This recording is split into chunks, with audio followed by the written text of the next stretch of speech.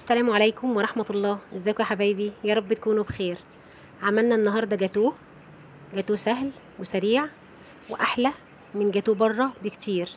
عملنا 12 قطعة جاتوه بكوبايتين بس من الدقيق، في منتهى الجمال. شايفين شكله حلو ازاي؟ وشايفين اللمعة؟ طعمه كان جميل. شايفين قطعة جاتوه في منتهى الجمال. جربوه وان شاء الله هيعجبكم. الجاتوه طري وهش وكان طعمه جميل. تعالوا بينا نشوف الطريقة ونشوف المقادير. عندي في الخلاط كوباية ونص من اللبن، بس مش هحطهم كلهم، هحط حوالي كوباية واسيب النص دلوقتي. وعندي كوباية من السكر، هضربهم كده مع بعض، كوباية اللبن وكوباية السكر لحد ما السكر يدوب خالص. هحط عليهم نص كوباية من الكاكاو الخام وهضرب بالشكل ده تمام كده. وهنزل عليهم كمان بكوباية من الزيت بالشكل ده لحد ما الخليط يتقل معايا تمام كده. ده القوام اللي انا عايزاه. هاخد منه كوباية كبيرة هحطها في التلاجة. شايفين الجمال؟ شايفين قوام الصوص عامل ازاي؟ وبعدين هنزل ببقية نص كوباية اللبن اللي كان موجود، واحط عليهم 3 بيضات وحوالي معلقة صغيرة من الفانيليا. هضرب الخليط تاني كله مع بعضه بالشكل ده، وهنزل في طبق تمام كده، وهحط عليهم كوبايتين من الدقيق. هنخل الدقيق على الخليط بتاعي بالشكل ده، نخلته على مرتين او 3 مرات تمام كده. واحط كمان معلقة كبيرة من البيكنج باودر ورشة من الملح. هقلب المكونات كلها مع بعض تمام بالشكل ده. وده القوام بتاع الخليط. في صينية مقاس 28 مدهونة بالزيت، وهحط فيها الكيك، وهكون مسخنة الفرن على درجة حرارة 180.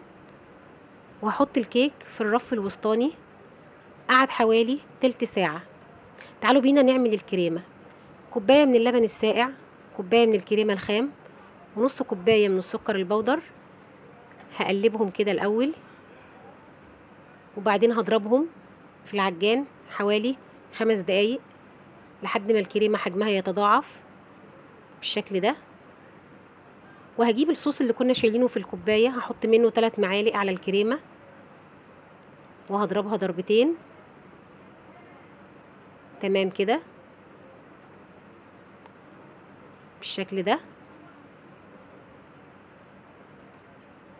ودي الكريمة بعد ما خلصتها. هنا الكيك كان طلع من الفرن تمام، شكله جميل وريحته جميلة. هقسمه بقى بعد ما هدي كده وبرد، هقسمه نصين بالشكل ده.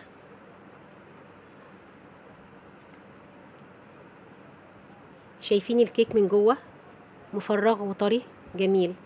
جبت نص كوباية من اللبن، عليها معلقة صغيرة من الكاكاو، معلقة صغيرة من السكر، وسقيت الكيك من جوه عشان يبقى هش وطري. وجبت جزء من الكريمة وحطيته في نص الكيك. وكان عندي شوكولاتة كسرتها كده بالشكل ده وحطيتها كمان في النص عشان تدي طعم حلو. شايفين الجمال؟ تمام. هرجع النص التاني على الكيك بالشكل كده بالظبط، وهعمل فيه فتحات عشان برضو اسقي النص التاني ده باللبن والكاكاو. ايوه كده. هقلب الكيك على الناحية التانية عشان يبقى متساوي اكتر، وهحط بقية الكريمة وهدخلها التلاجة حوالي ساعة عشان الكريمة تمسك وتبقى بالشكل اللي انتوا شايفينه ده. هنا كنت طلعتها من التلاجة وحطيت عليها باقي الصوص اللي كنا شايلينه، فردت الصوص عليها بالمنظر ده. وهقسمها بقى من النص عشان هنقطعها زي الجاتوه بالشكل ده بقى عندنا 12 قطعة من الجاتوه بمنتهى السهولة. شايفين الجمال؟ هزوقه بقى بالشكل ده، سهل ولذيذ، والكيك كان طري جدا وهش جدا. شايفين الحلاوة؟ شايفين شكل الجاتوه؟ احلى وانضف من اللي بره 100 مرة. جربوا الطريقة وان شاء الله هتعجبكم.